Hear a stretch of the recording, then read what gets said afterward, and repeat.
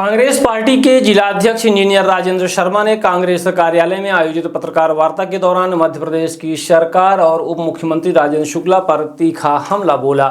छिंदवाड़ा में cough syrup पीने से मासूम बच्चों की मौत के दर्दनाक हादसे को लेकर उन्होंने सरकार पर गंभीर आरोप लगाए और कहा कि यह घटना सरकार की लापरवाही और भ्रष्ट स्वास्थ्य व्यवस्था का नतीजा है।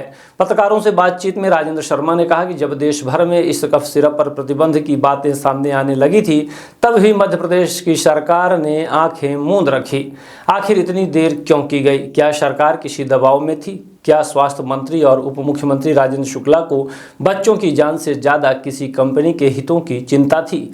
उन्होंने आगे कहा कि राजेंद्र शुक्ला को तुरंत इस्तीफा दे देना चाहिए क्योंकि इस पूरे मामले में उनकी सीधी जिम्मेदारी बनती है।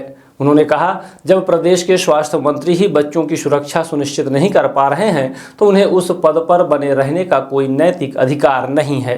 कांग्रेस पार्टी ने मांग करती है कि मुख्यमंत्री तुरंत राजेंद्र शुक्ला से इस्तीफा लें और पूरे प्रकरण की उच्च स्तरीय जांच कराई जाए। राजेंद्र शर्मा यहीं नहीं रुके। उन्होंने आगे कहा कि मध्य प्रदेश की भाजपा सरकार पूरी तरह बेशर्म और संवेदनहीन हो चुकी है।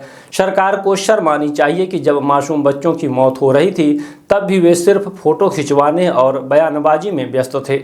जनता सब देख रही है और आने वाले चुनाव में जनता इसका जवाब देगी। कांग्रेस जिला अध्यक्ष ने यह भी कहा कि पार्टी इस मुद्दे को लेकर सड़क से लेकर विधानसभा तक जोरदार आंदोलन करेगी। उन्होंने स्पष्ट कहा है कि अगर सरकार ने दोषियों पर कार्यवाही नहीं की तो कांग्रेस जिला स्तर से लेकर राज्य स्तर तक जन आंदोलन छेड़ेगी। अंत में उन्होंने कहा कि यह सिर्फ छिंदवाड़ा के मासूमों की बात नहीं है, यह हर उस परिवार की आवाज़ है जो इस भ्रष्ट सिस्टम की वजह से अपने बच्चों को खो रहा है। कांग्रेस चुप नहीं बैठेगी। बड़े गंभीर विषय पे आज प्रेस वार्ता का आयोजन किया गया है। आप सभी लोगों के माध्यम से ही ये बात जनता के बीच में आई कि किस तरीके से जब एक बीमार अस्पताल में भर्ती होता है और इस उम्मीद से भर्ती होता है कि वो जल्द ही ठीक हो जाएगा और स्वस्थ होकर घर जाएगा और वहाँ उसको ऐसी दवाइयाँ दी जाती हैं जिससे बच्चे की मौत हो जाती है। 1 सितंबर को मध्य प्रदेश में यह घटना होती है खंडवा में, जब एक छोटे बच्चे की मौत एक कफ सिरप लेने के बाद उसकी किडनी फेल के कारण होती है। उसको कोई ना तो वो अस्पताल संज्ञान में लेता और ना प्रशासन संज्ञान में लेता। मध्य प्रदेश का शासन भी उस पर कोई ध्यान नहीं देता। फिर अचानक से 28-29 सितंबर को 11 लोगों की बच्चों की मौत होती है और सभी की वो कफ सिरप पीने के बाद और डॉक्टरों के द्वारा प्रिस्क्राइब की गई पीने के बाद और किडनी फेलियर केसेस से होती। कल रविवार को भी 4 बच्चों की और मौत होती।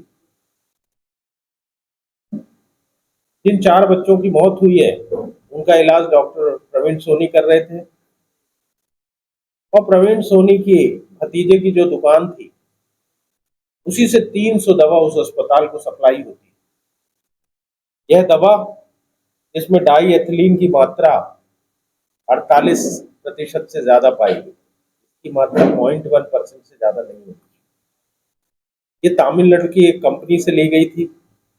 तमिलनाडु की कंपनी का ना तो कभी कोई इंस्पेक्शन किया गया और ना ही उसके स्टॉक की कोई जांच की गई। जब ये घटना मध्य प्रदेश में होती है तो तमिलनाडु की सरकार इसकी जांच कराती है उस कफ सिरप की, क्योंकि वहीं की कंपनी थी, और एक दिन के अंदर 24 घंटे के अंदर वो उस कंपनी को अपने यहाँ बैन कर दी। और तमिलनाडु की सरकार की तर्ज में केरल सरकार भी उसे बैन कर दी। तो मध्य प्रदेश के स्वास्थ्य मंत्री राजेंद्र शुक्ला जी 2 अक्टूबर को ये बयान देते हैं कि जब तक पूरी जांच नहीं आ जाएगी तब तक हम उस दवा को बैन नहीं करेंगे। ये बड़ा दिलचस्प बयान है। 4 दिन बाद रिपोर्ट आ रही थी, 3 दिन बाद। पहली चीज तो एक दिन में जो रिपोर्ट तमिलनाडु की सरकार देती वो आपके यहाँ 4 दिन में नहीं आ पाई। दूसरी चीज, अगर आप उसको एडहॉक बेसिस पे टर्मिनेट कर देते दवा का यूज दवा तक, तो और मौतें तो नहीं होती। 11 मौतें हो चुकी थी 28 सितंबर को, अगर तत्काल बैन कर दी जाती तो 4 मौतें और नहीं होती। क्या राजेंद्र शुक्ला इन 4 मौतों की जिम्मेदारी लेंगे? मेरा एक सीधा प्रश्न है। ड्रग कंट्रोलर ऑफ इंडिया, जो ड्रग कंट्रोलर की मध्य प्रदेश में पोस्ट पे बैठा हुआ आदमी है, उसको जब ये परिस्थिति देखता है तो 1 अक्टूबर से तीर्थ यात्रा के लिए छुट्टी लेके चला जाता है। जब ये घटना हो रही है तो हमारे स्वास्थ्य मंत्री जी यहाँ रीवा में शस्त्र पूजन कर रहे हैं। गंभीरता इनकी देखिए। आज भी मैंने कहीं वीडियो में आप ही लोगों की ओर से देखा कि कहीं चित्रकूट में प्रपन्नाचार्य जी से आध्यात्मिक शिक्षा ले डाला है किसी ने न्यूज। मेरा साथियों ये कहना है कि आप स्वास्थ्य मंत्री हो, क्या है स्वास्थ्य मंत्री की जिम्मेदारी? क्या इन्होंने कभी रीवा जिले के या प्रदेश के किसी अस्पतालों का निरीक्षण किया जाके? नीचे ये गाहे बगाहे super speciality hospital, Gandhi memorial चिकित्सालय, संजय गांधी अस्पताल, और कभी कभी जिला अस्पताल चले जाते हैं और वहां ये कहीं फीता काटते दिखते हैं। कोई मशीन आ जाती है 10 लाख की, उसको फीता काटने लगते हैं। क्या इनमें प्रशासनिक क्षमता नहीं है? ये प्रशासन को नियंत्रित नहीं कर सकते? क्या मशीनें इलाज करेंगी? क्या भवन इलाज करेंगे? और पहली बार मैं भारत में देख रहा हूं, मध्य प्रदेश, ये भारतीय जनता पार्टी की सरकार एक बेशरम सरकार है। कुछ भी हो जाए उसकी जिम्मेदारी लेने को तैयार नहीं होते। अंतिम मुझे ऐसा याद आता है कि मनमोहन सिंह जी की जब सरकार थी, तो जब 2G घोटाले की बात आई तो टेलीकम्युनिकेशन मिनिस्टर राजा ने इस्तीफा दिया। मनमोहन सिंह ने उनसे रिजिग्नेशन दिया और बाद में रिपोर्ट का जब खुलासा हुआ, उसकी जांच हुई, तो वो बेचारे निर्दोष भी पाए, पर उन्होंने इस्तीफा दिया। किंतु भारतीय जनता पार्टी स्वास्थ्य मंत्री से मुख्यमंत्री इस्तीफा लेने को तैयार नहीं है। साथियों, बड़ा दुर्भाग्य की स्थिति है मध्य प्रदेश में। मानवीय संवेदनाओं को ध्यान में रखते हुए और स्वास्थ्य जैसे गंभीर विषय को ध्यान में रखते हुए राजेंद्र शुक्ला जी को मंत्रालय से बर्खास्त करें, उनसे इस्तीफा लें, ये हमारी मांग है। और या अगर वो इनसे इस्तीफा नहीं ले सकते तो वो स्वयं जिम्मेदारी ले इस बात की कि 4-4 लाख रुपए देने से आप किसी के छोटे बच्चे के भविष्य को खरीद नहीं सकते। इसका एक ही बच्चा रहा होगा, उसके परिवार को आप 4 लाख में क्या दे दोगे? उस परिवार का पूरा भविष्य आपने समाप्त कर दिया। जब हम बीमार पड़ते हैं तो भाग के डॉक्टर और अस्पताल में जाते हैं। अगर वहां मौत की सप्लाई होगी, वहां मौत का इलाज होगा, तो कौन जाएगा अस्पताल? एक बड़ा गंभीर विषय है और हमारा आप सभी के माध्यम से यही कहना है कि सरकार स्वास्थ्य जैसे मंत्रालय को संवेदनशीलता के साथ ले और अमानक दवाओं की एक एक दवा की जांच होनी चाहिए और उसके जो कंटेंट्स हैं, जैसे इसमें आपने कहा कि डाई एथिलीन की मात्रा ज्यादा है, आप इस तरीके से एक एक दवाओं की जो अमानक दवाएं हैं लिस्ट, उनकी आप जांच करिए और उसकी रिपोर्ट साथ में। धन्यवाद।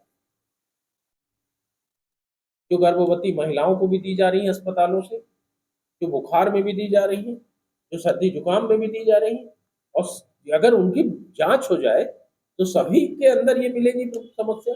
आप ही लोगों ने एक बात उजागर की थी कि यहाँ संजय गांधी अस्पताल में 5 गर्भवती महिलाओं को जो इंजेक्शन दिया गया था, उस इंजेक्शन के बाद वो अंधी हो गई थी। आप ही लोगों की खबर है। मेरे को तो यहां तक मालूम है कि अस्पताल में एक डॉक्टर ने मीटिंग में यह चीज बोली कि मैं इन अमानक दवाओं को पेशेंट को नहीं लिख सकता। बकायदा प्रिस्क्रिप्शन में आप इन अमानक दवाओं को ओपीडी में लिख रहे हैं, अस्पताल में दी जा रही है। कैसे हमारे प्रदेश के लोगों का स्वास्थ्य सुरक्षित रहेगा? बाहर जाओ प्राइवेट हॉस्पिटल्स में तो लूट मची हुई है। प्राइवेट हॉस्पिटल्स में कोई 8 दिन भर्ती हो गया तो 8 लाख रुपए का बिल आ जाता है। सरकारी अस्पताल में जाओ तो अमानक दवा देके आपको मार डालेंगे, किडनी फेल कर देंगे आपकी बच्चों की। और जब 10 बच्चों की किडनी फेल हो जाती है तो उसके बाद भी उस दवा को बैन नहीं करते, 4 का और इंतजार कर रहे हैं। और उसके बाद ये बयान दे रहे हैं, इनकी रिपोर्ट आ रही। मेरा साथियों सिर्फ आप लोगों के माध्यम से एक प्रश्न है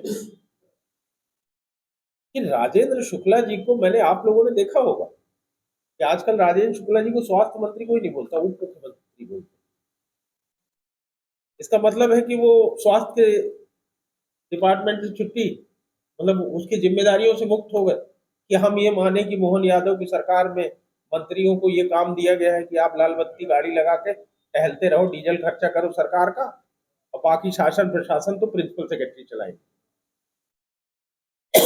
क्या ये हम मान लें कि मोहन यादव पूरा मध्य प्रदेश चला रहे हैं और बाकी लोग लाल बत्ती गाड़ी में लेके घूमते हैं और सरकारी खर्चों में भाषण देते घूम रहे हैं? ये मान लें हम, या स्वास्थ्य मंत्री अपनी जिम्मेदारी का निर्वहन कभी करते दिखते?